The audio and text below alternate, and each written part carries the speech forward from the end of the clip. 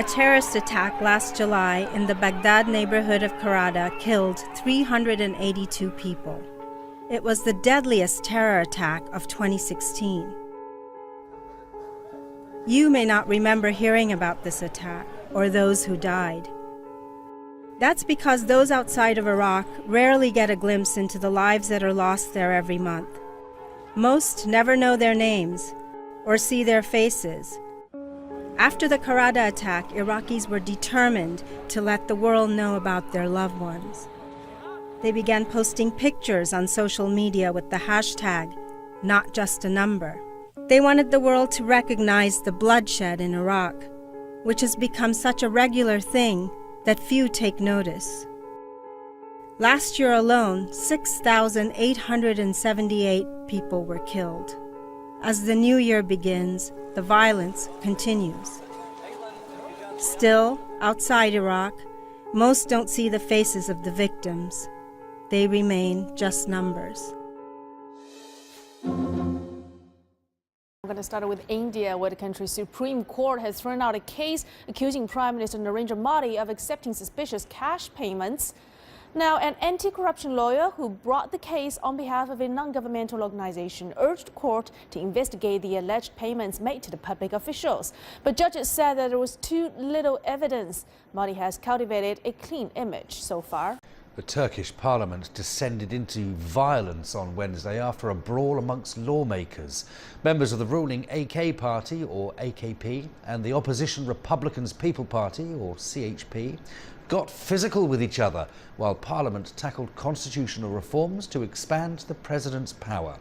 The reforms will allow President Tayyip Erdogan to stay in office until 2029, among other changes. Erdogan was voted to a 5-year term in 2014. The bill needs the support of at least 330 deputies in the 550-seat assembly to go to a referendum, which is expected in the spring. AKP has 316 deputies eligible to vote. Can I get some thank you note writing music, please?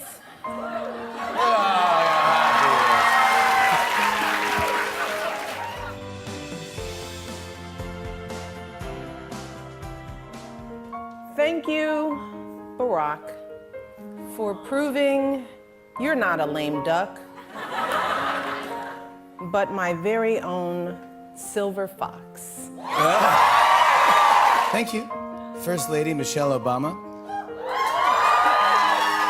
for bringing a whole new meaning to the phrase, the right to bear arms. Yeah! Thank you, Inauguration Day, or as I like to call it, let's move. Yeah, that's right, let's move. Finally, thank you, Mrs. Obama, for always promoting physical fitness. And hey, since you like exercise so much, how about running for president?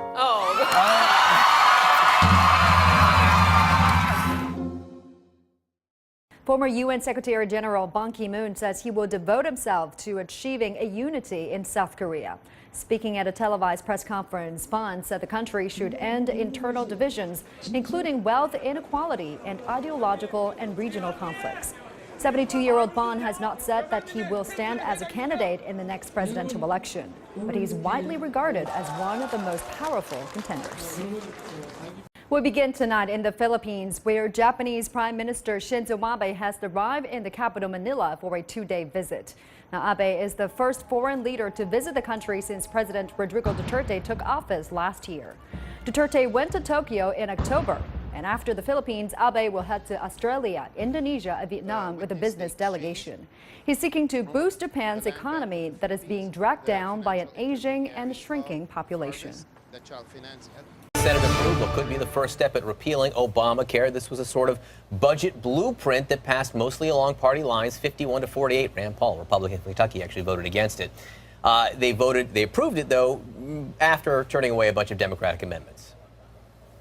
Thanks to Medicaid and the Children's Health Insurance Program, CHIP, 2 programs made stronger by the Affordable Care Act, 95%, think of that, 95% of children in America now have affordable, comprehensive health insurance that covers annual physicals and dental care in hospital stays. Why would we want to move backwards instead of building on that 95%? Imagine becoming pregnant and having your insurer drop your coverage because you no longer are economic or you cost too much money. Imagine being a cancer survivor and then having your coverage drop because you've survived cancer. If you love women and you love your mothers and daughters and wives, please do not unwind the Affordable Care Act. This measure now heads to the House, which could consider the bill as early as Friday. Philippine President Rodrigo Duterte's visit to Tokyo last October. It is now Japanese Prime Minister Shinzo Abe's turn to visit the Philippines. Now, Abe has been here in the past, but this is the first time he's visiting during the term of President Duterte. And he's the first head of state to visit Duterte. Many believe this is symbolic of the fact that the ties between the Philippines and Japan have become increasingly closer and stronger. Now, during the term of Duterte's predecessor, Benigno Aquino, Japan and the Philippines had started negotiations on military cooperation. So in a sense, the Philippines may become an important partner of Japan as Abe seeks to bolster his country's military might and veer away from Japan's post-World War II pacifist policy. Abe is expected to keep pushing for this during this visit, but probably a little more delicately, as President Duterte's foreign policy has gravitated away from the U.S. and improving relations with China.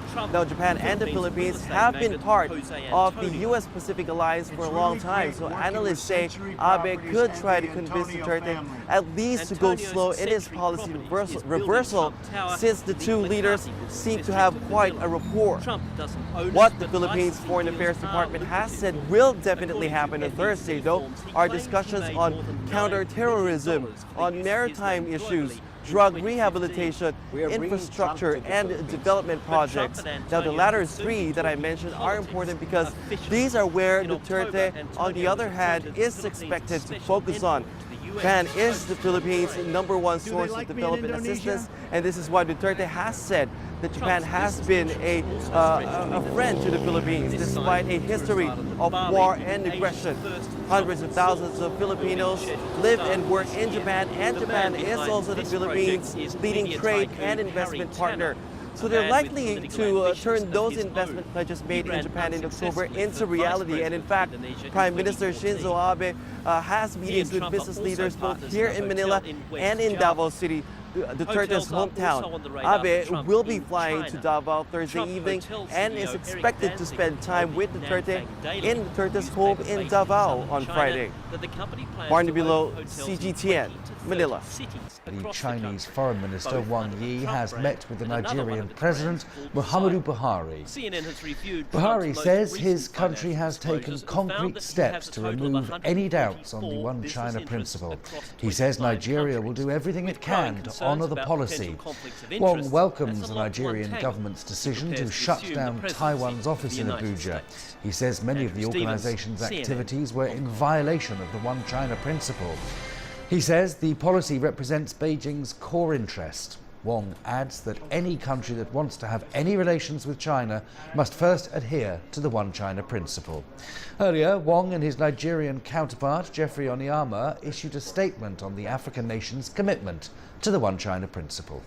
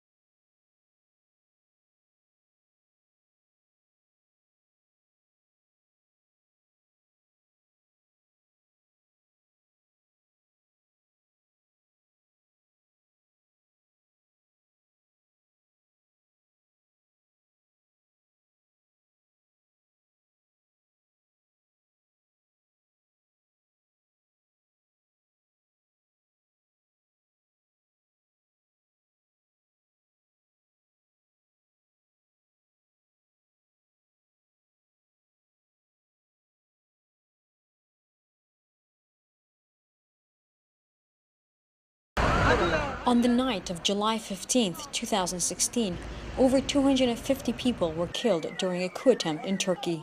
Many of the soldiers participating in the coup were captured, while some managed to escape. Among them, 8 soldiers hijacked a Turkish military helicopter and fled to Greece seeking asylum. Turkey has since been insisting that Greece extradite these men. So far, Greek courts have had different rulings. While one court decided to extradite 3 of the 8 Turkish soldiers, a different court ruled not to extradite the remaining 5 men. Appeals for the decisions are continuing. On Tuesday, 2 of the soldiers appeared before Greece's Supreme Court, which is expected to give a ruling on all 8 on January 23rd, according to local reports. Turkey argues the asylum-seeking soldiers in Greece are undeniably guilty of a coup attempt, therefore must be extradited in accordance to international treaties, emphasizing they will get a fair trial in Turkey. Some legal experts believe that if Greece does not extradite these Turkish soldiers, it will be a political decision and could have significant consequences. To prevent a diplomatic crisis between Turkey and Greece, and for this long-standing friendship to continue between the two countries, Greece must extradite these despicable men. At the end of the day, Greek courts are accepting the crimes were committed, but are saying the soldiers won't receive a fair trial and that their lives will be in danger. Since the coup attempt, thousands of suspected coup plotters have been detained, and some have reported incidents of alleged torture within Turkish cells. Some images of bruised and injured detainees were also seen on local media.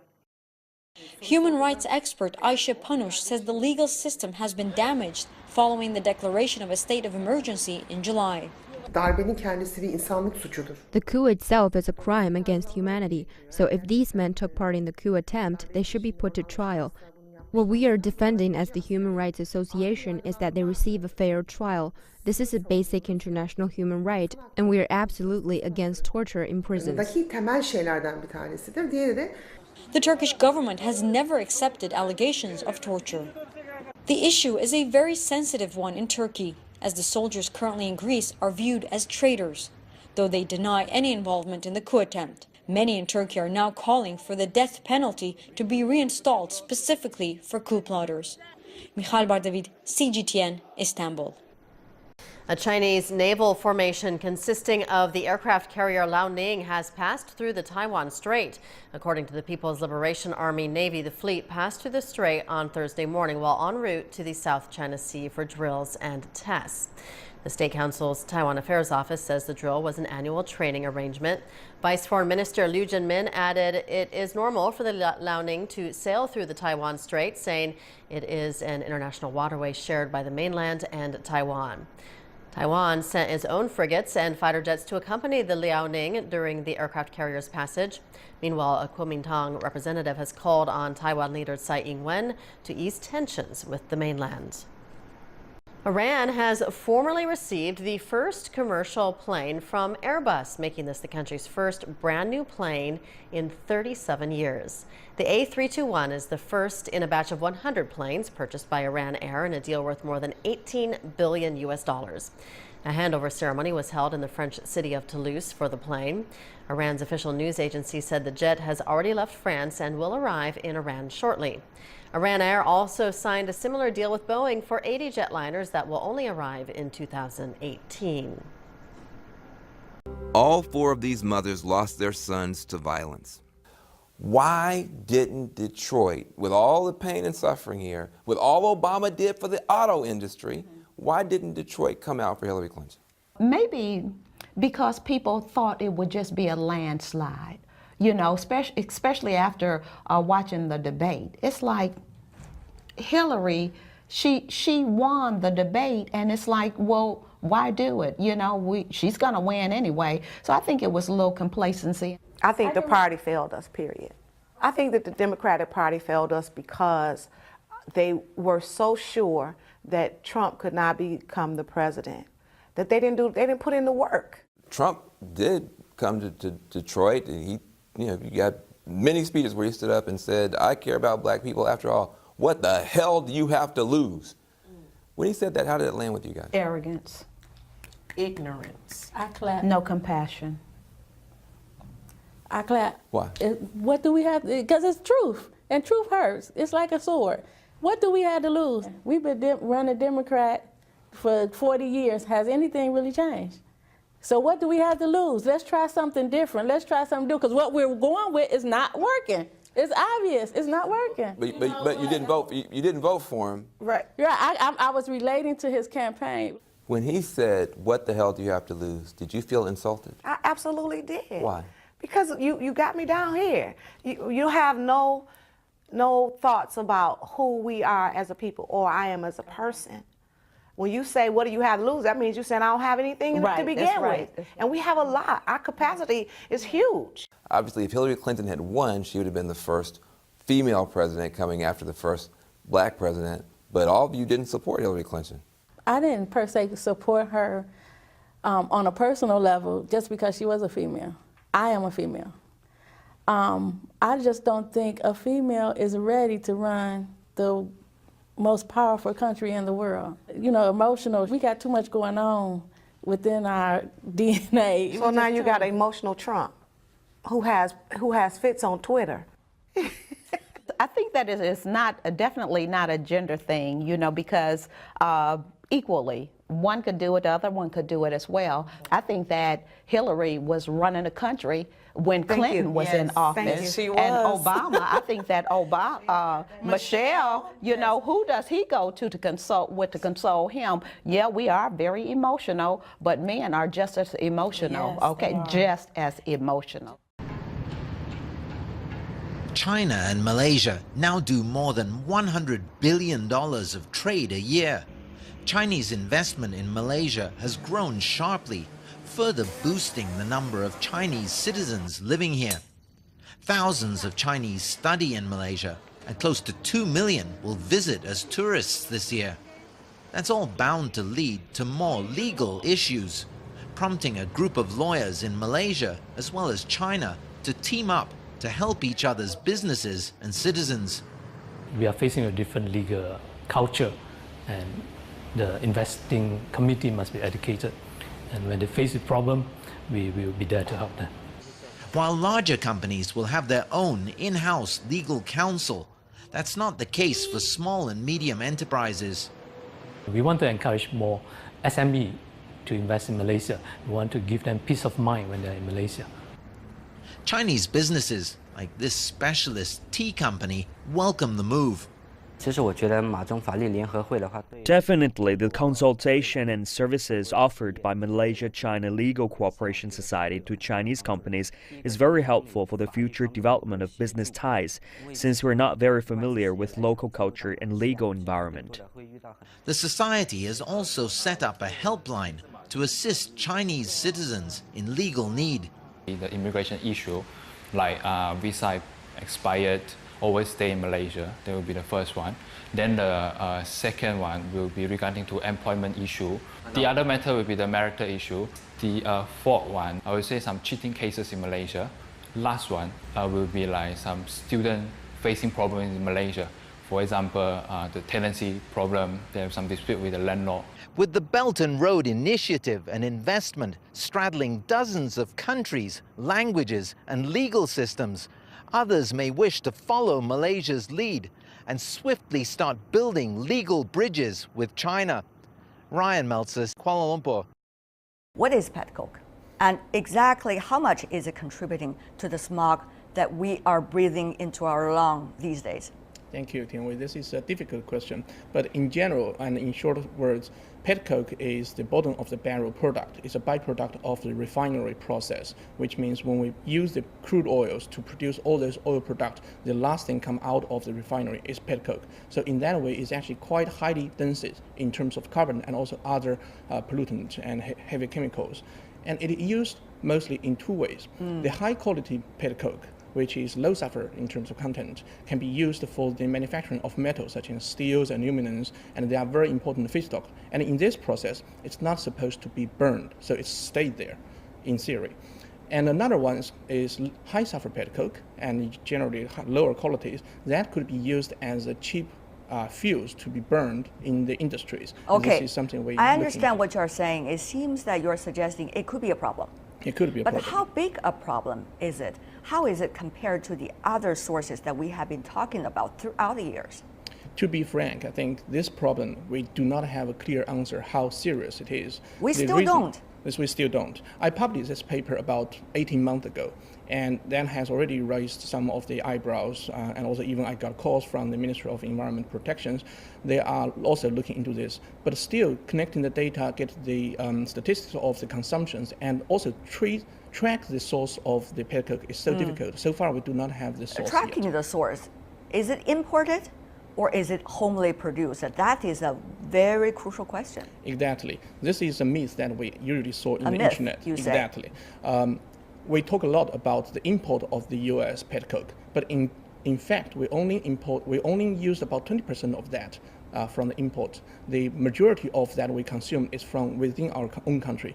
U.S. is the world's largest refinery. That's why they produce most of the pet coke. But we are the world's second largest refinery capacity. We also produce a lot, and we also combust them in some of the sources. But Mr. Wang, I understand that even on some auction platforms online, pet coke is being sold and bought. How much do we know really is there? How much is it really compared to the coal that we have been talking about? This is the difficult part. Another difficult part still? Oh, this is quite difficult. Let me explain this in details to you. What we called earlier, the low sulfur pet coke, is supposed not to be burned. And this is used for the production of the steels and aluminums. But because of the industry expands so quickly, we cannot find enough low sulfur pet coke to feed the demand. Right. So the industry started using the high sulfur pet coke. And then actually you increase the replacement of this pet coke, and then they were actually being replaced and still as a pet coke. That's why also what you just mentioned, we found in some of these B2B platforms such as Alibaba, people could buy those wasted anode, which is used pet coke, as the cheap fuels.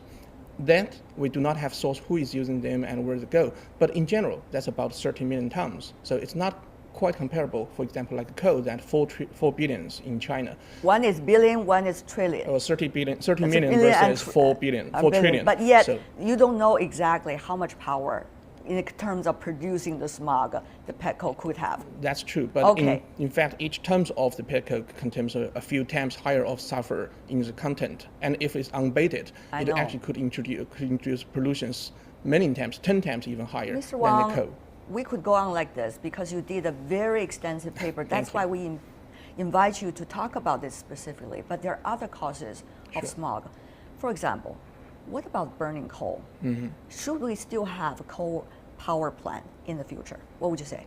Well, coal power plant is certainly needed. Coal is still the king of our energy, and I think we are gradually reducing the reliance on the coal, which means the share of the coal in our energy mix is gradually reducing. But we still, by today, about 60% of our total energy demand is fed by coal. So we cannot just overnight turn them away. Means we have to overnight still breathe the smog, you're saying? No, not exactly, because coal is dirty, but it doesn't necessarily mean that you have to have the emissions. What we really need to focus, I think we will discuss later in more details, is how you ensure the emissions meet the standards, how you ensure that the regulations you published by the ministries will be enforced. Okay, the technologies are there, you say. Exactly. Yeah. And also the enforcement should be there. They should be there. We're going to talk about a little bit later about that. But another thing, what about people's cars?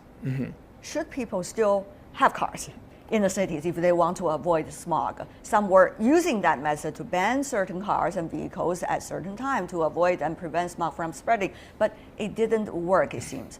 What would you say? It is a difficult question because in the developed countries, we have seen people starting using less and less cars and bought less and less cars. But it's immature for us to ask Chinese consumers to stop buying cars and stop using cars. But I think when we look at the issue of transportations, we have also looked at two issues. First one is the passenger cars, which is most people looking for and to buy. And that where matters is the number. For example, Beijing has 6 million cars in the cities, and the congestions and the high emissions from each of those 6 million cars is very high. But there are also large emissions coming from very dirty, heavy-duty lorries, the trucks, which deliver all those goods that we consume as citizens in Beijing. Those trucks are hundreds times, for example, dirtier than passenger cars, and we should also address them, and they are actually low-hanging fruit and easier to be targeted. Let me ask you a conclusive question for this part. Dr. Wang, do we know at this point, after saying all of these, what are the real causes of smog? Do you think we have done enough at all about eradicating the root causes of smog? Give me a simple and definite answer. I think we do not know what is the economic cost of abating smogs because we haven't done enough. And we do not know the cost of not abating smogs because the potential health cost is yet to be seen. But I think this is still a battle that we have to spend many more years to complete. China produces more ballpoint pens than any other country in the world, over 40 billion every year. The Beifa company in Ningbo, in southeastern China's Zhejiang province, is one of the country's biggest makers, producing 3 billion ballpoint pens per year. But China still needs to import core materials for making pens. The tip of the pen is made of stainless steel. In the past, the steel we used was imported from Japan. Not only China, but many other countries also have to import steel from Japan to make these pen nips. The ballpoint pen nib consists of the ball and a frame body to hold the ball. Now the ball is made in China for export, but the tiny frame body, which has a diameter of just 2.3 millimeters, had only been produced in Japan and Switzerland. China needs to spend over $17 million every year to import the special steel. Size accuracy is a key part of the pen nib. It has to be within 2 micrometers. Earlier in 2016, when Chinese Premier Li Keqiang visited Taiyuan, capital of Shanxi province, he felt concerned that while China is cutting excess capacity in producing iron and steel, the country still needs to import steel to produce pen nibs. Now China's steel tycoon, the Taiyuan Iron and Steel Group, or TISCO, has an answer for the Premier's concern. TISCO is the world's largest stainless steel production base. In 2011, it participated in a technology research and development project which aimed to let Chinese pen-making companies to use domestically produced materials to make pen nibs. After a series of trials, TISCO finally hit on the formula to create a special steel to make China's own pen nibs. In June last year, the first made-in-China ballpoint pen nibs were finally produced. In Beifa Group's lab in Ningbo, ballpoint pen nibs made by TISCO's special steel are being tested. Every nib can write continuously for 800 meters. Beifa has ordered the first batch of domestic pen nib steel from TISCO, and the company expects to completely replace imported materials in 2 years. TISCO also said the production of pen nib steel won't bring substantial profits, but experience will spur more innovation in the future, especially important at a time when China is pushing supply-side economic reform and cutting excess capacity in the industry. Wu Chao, CGTN, Taiyuan, Shanxi Province.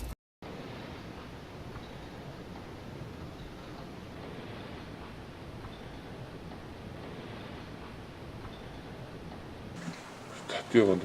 끝.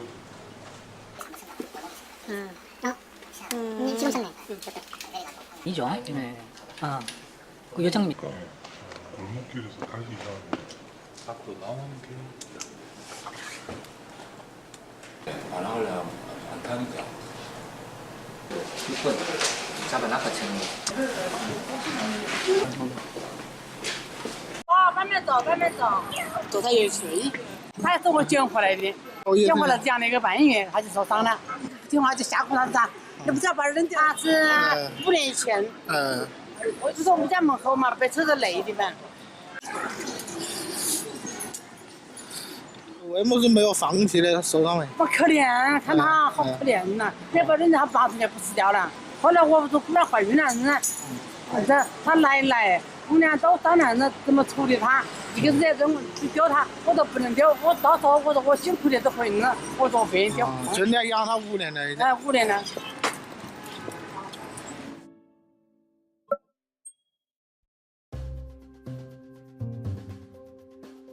Russia today poses a danger, but it is not unpredictable in advancing its own interest. And all I've read is, again, the unclassified portions, but it is troubling. And if there's additional information that indicates the level of interference, it deserves a response. And I would have thought that Russia would be at the very top of that, considering all the actions that are taking place. Is that did not happen? That has not occurred yet, Senator. It's pretty amazing. But as it currently stands, do you consider what they're doing to be human rights violations? I would need to have greater information. Is Vladimir Putin a war criminal? I would not use that term. Now, those are very, very serious charges to make, and I would want to have much more information before reaching a conclusion. I find it discouraging, your inability to cite that, which I think is globally accepted. If you had sufficient evidence, though, in looking at classified information that had taken place, would that not be a war crime? Yes, sir. I think it's important that we support the Ukrainians in all ways to protect themselves from any further expansion or aggression. Building islands and then putting military assets on those islands is akin to Russia's taking of Crimea. You stated on the record that, to your knowledge, neither you nor Exxon ever lobbied against sanctions, that you were merely seeking information. I have 4 different lobbying reports totaling millions of dollars. I haven't seen the form you're holding in your hand, so I don't know whether it indicates were we lobbying for the sanctions or were we lobbying against the sanctions. I know you weren't lobbying for the sanctions. You believe that human activity based on your belief in science is contributing to climate change? The increase in the greenhouse gas concentrations in the atmosphere are having an effect. Our ability to predict that effect is very limited. I think it's important that the United States maintain its seat at the table on the conversations around how to address threats of climate change, which do require a global response. No one country is going to solve this alone. Please don't put Exxon in charge of the State Department. Protect our children and grandchildren. I do not oppose TPP. I share some of his views regarding whether the agreement that was negotiated serves all of America's interest best. I don't think I'm going to be telling the boss how he ought to communicate with the American people. That's going to be his choice. Do you have in mind any contingency plans to? Yes, I have his cell address. I have his cell phone number. Okay. And he's promised me he'll answer. And he does. To Syria now, where the government claims to have reached an agreement for the army to enter a rebel-held region and restore water to the capital, Damascus. Well, opposition sources denied there was any such deal. Damascus provincial governor Ala Ibrahim told Syrian state media the government would now retake control of the Wadi Barada region. According to Syria's state news agency, around 500 people have joined the government-backed reconciliation plan and left Wadi Barada. Since last December, water supply facilities in the area have been damaged by constant fighting, causing severe water shortages for over 5 million residents in Damascus.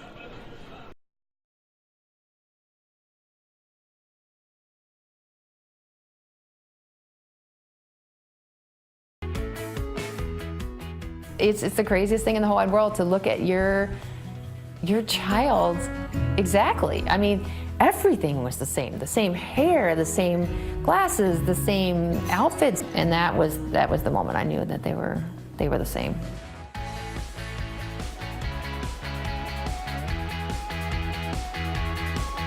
I thought that it wasn't real. Come on out and meet your sister.